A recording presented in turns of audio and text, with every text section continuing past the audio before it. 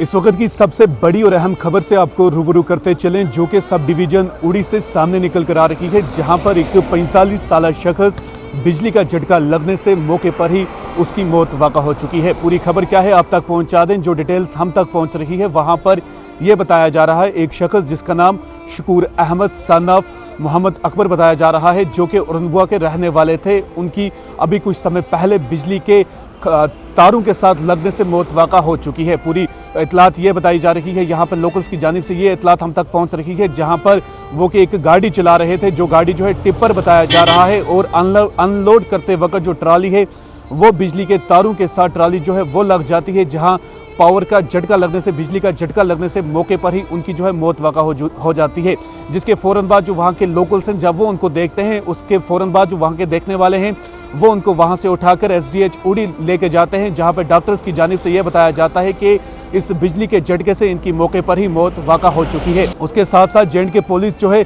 वो इस पर तहकीकात करते हुए नजर आ रही है, और साथ ही में क्या कुछ मजीद अपडेट रहेगी वो भी आप तक पहुँचाएंगे।